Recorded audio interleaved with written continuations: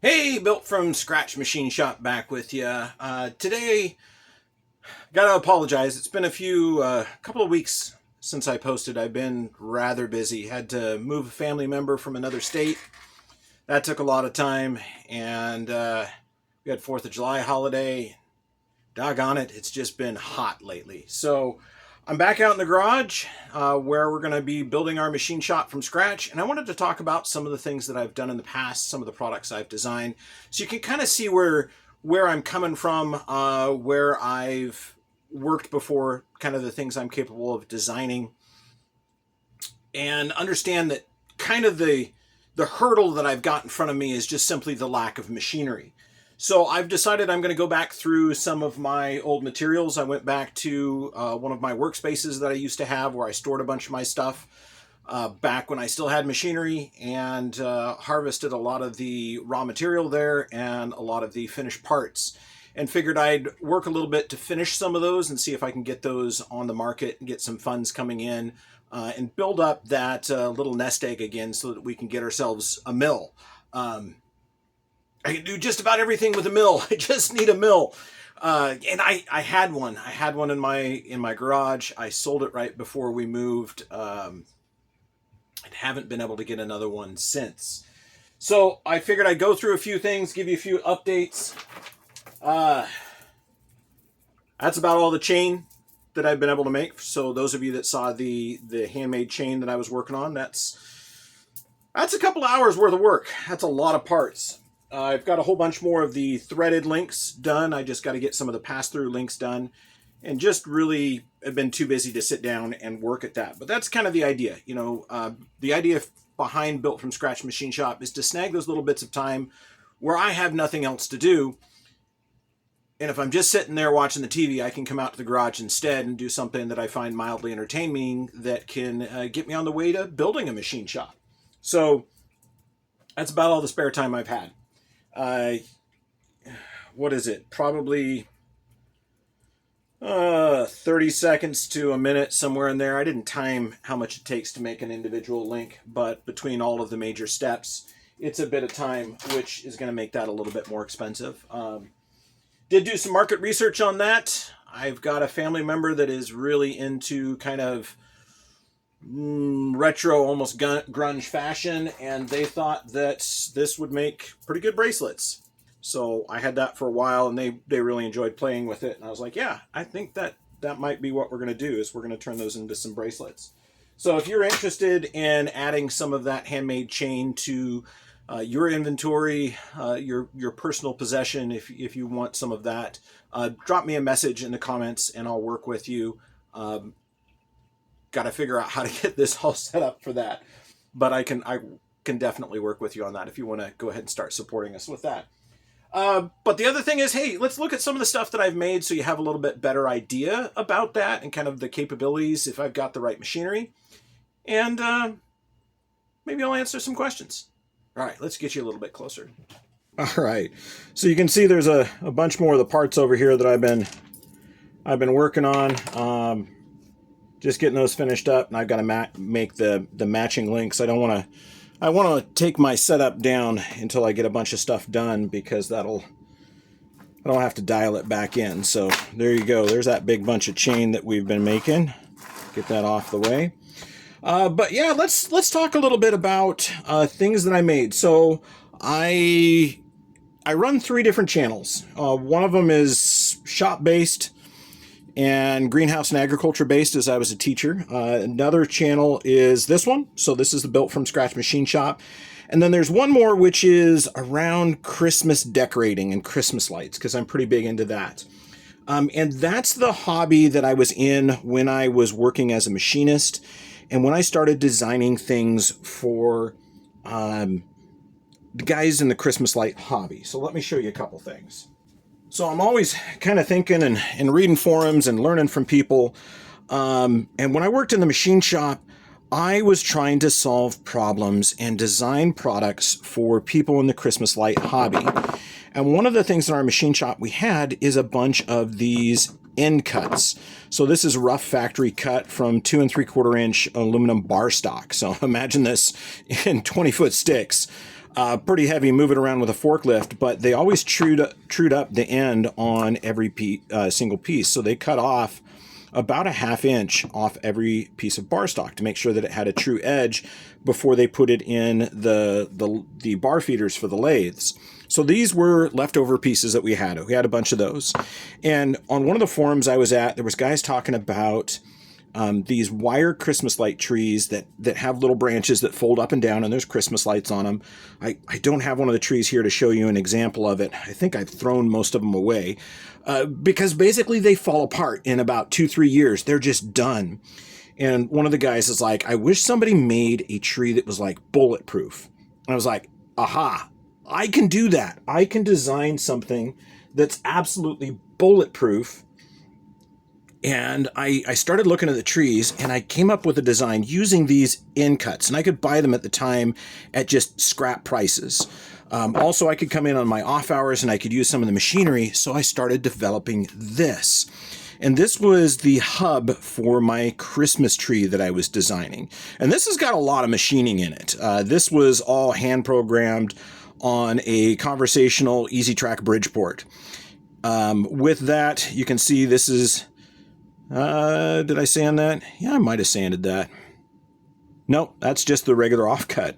So that's kind of the saw marks on that side. It's been sanded lightly to get rid of the plastic that was always on the end. And then there's the end with the saw cut there where we trued it up. So that's raw material, that's finished part there. And I came up with this 6-branch hub design. This was just easy to program, so I programmed that all up. And in one night, I made, I think I made 4 or 5 of them, and I've got most all of them still. I've got those there. I think 4 is what I did for the first tree. So with this, you know, I could index this, and I could drill all my holes. And then I would put a 632 screw through here. So there's your 632 screw.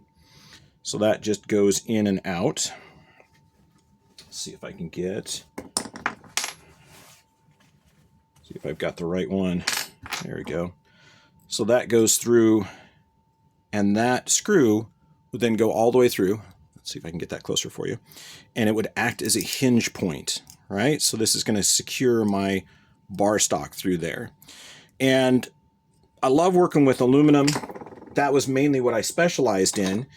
And so that hinge point is this right here, right? So there's that 632 screw, and there is that piece of bar stock that hinges on there. So I made a Christmas tree where the branches could fold up and down, just like that. It's got set screws, so I could put them on a piece of pipe, and I could adjust them and set them right where I wanted them. And then I had those branches. Well, some of the guys are like, great design, but what if I want the branches up at another angle? It's like, okay, this is one of the finished parts.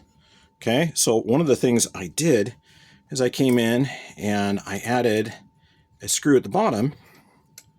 See if I can get this to go without breaking it off. And that screw at the bottom allowed me to go through and change that angle. So now I have a further, or a sharper angle on that, or I could just back it off and the angle would relax. Okay, so I made that adjustable. The other thing with those is I made them so that they could fold up for easy storage, right? So there's your easy storage on those arms. So this was what I designed, and this was for something called an RGB pixel. So it's like the individual pixels in your television, except they're Christmas light size. They're about that big. I'll show you one in a moment. And the idea was that people would zip tie all of these on here. And I thought about drilling holes through here so you could just slip the zip ties through. And well, that was a lot of work. So I was like, no, that kind of sucks.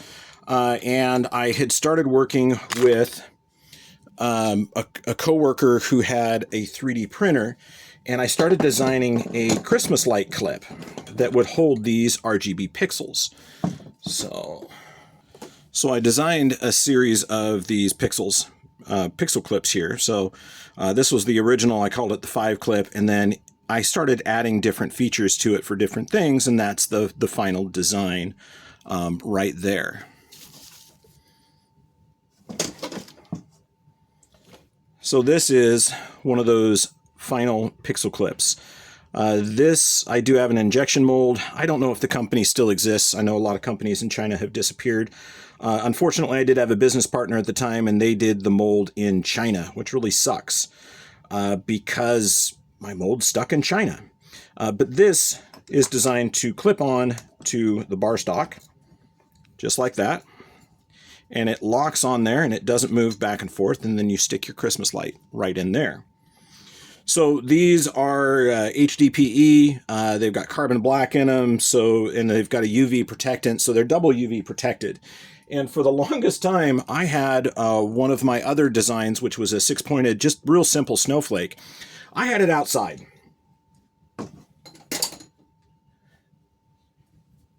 And this is it. So these are my pixel clips. These are the RGB pixels. They're computer controlled. You can turn them any color. You can turn any of the individual lights on or off.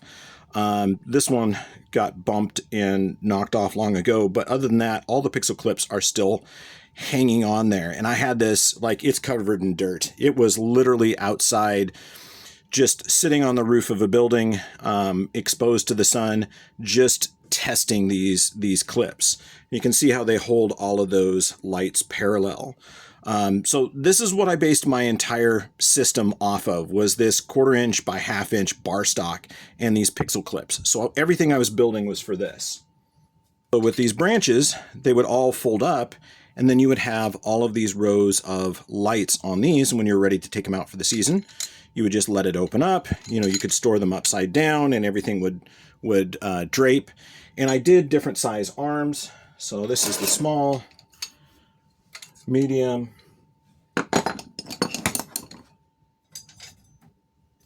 and I had the extra large, and all of these use the same exact system. Right? So pretty cool. So with these trees, I mean, these are machined parts. So get these out of the way. These, I was doing them on my spare time. I was making them with this, with these offcuts, but you know, you'd only get so many of these offcuts. And work wasn't super happy about coming in and me making parts and money for other people. I could make it for myself, but they didn't want me coming in to use their machinery for other people. So I contracted them out to a buddy of mine. I can tell that this is one of those that I contracted because of the interpolation pattern on here. They used a fairly small end mill. They were using a Tormach, and they were making these, and it had multiple operations. So unfortunately for them, they didn't have an indexing head, so they couldn't just have it automatically index. They had to manually index and do that, which added a lot of money to these. So I contracted through another company. Take this one out of here. Found a local company to go ahead and make my pucks. I think they got them down to like 17 bucks a piece, but that's pretty beastie. I had a lot of clearance on here. I could probably use a lot less material, but the machining was far more expensive than the material. I mean, I would have been happy with this, but this is what we ended up having to go with. But yeah, they were programming's actually backwards. Huh, interesting. Never noticed that before. But anyway, they were using both a milling machine, and then they were using a lathe. So you can see that they're turned on this side. So they did the outside facing and the bore and the facing here, and then they loaded it into a mill. And it was really easy because, you know, they had to, I think this might have been done on the lathe. Yeah, spotted and then drilled and tapped. And then this was run on a mill, a 2-op on a mill, this side, and flip it on that side. But this makes it really easy to index in a vise. So yeah, 17 bucks for this. I don't remember. These were a lot, and they didn't like making them because they took a long time. A Tormach is fairly slow. So that's the main parts that I made for my Christmas trees. So you're probably wondering, hey, you know, what did you do on your Christmas trees? Well, I I started early on wanting to make sure that my Christmas trees, the whole idea was everything was easy to store. And that was kind of the mindset that I went through on absolutely everything, is I want it to be easy to store. So, this is how the parts go on. These 632 set screws would go into those holes. It would lock them in. And if you had a bunch of these on here and you wanted to break it down, I ended up turning pins to go on the inside. And this was my vertical tube, and I could make it smaller. So I was completely machining all of these trees, and they were super expensive because of all the machine work. But being a machinist, I thought it was awesome. So let's take you outside and I'll show you one of those trees and kind of explain how it goes together. And then I'll talk about some of the other parts. All right, so this is the full industrial bulletproof Christmas tree. With these are all set at their own size. Those all can be moved up and down. It's got a machined aluminum base. These do come together where they're machined halfway on each one. Then they're put together like an old school Christmas tree stand, and then bolted in. Places to put spikes into the ground. But this all said and done was a pretty expensive tree. I think they were around 150 bucks or so for that, but that was the tree. One of the things that's really kind of cool is when you're ready to store it,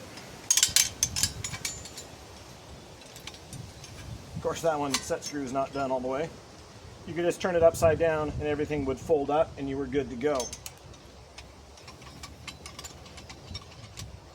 You're ready for the next season, fold down all your arms, and there you go, voila, ready to go for the next season. So that was my bulletproof Christmas tree design. So there you go. There was my design for a folding bulletproof Christmas tree for RGB Pixels. I did sell a few of them, not as many as I'd really hoped. And really, it kind of hurt that the guy that I'd been partnering with to design all these ended up going bankrupt. So, yeah, I was stuck with a bunch of parts and a bunch of trees and basically all my profit. I think I paid off my machining, and that was about it. I didn't really make any profit. I do have a bunch of these left. I think I have enough to make 5 or 6 trees. So if someone is interested, get a hold of me.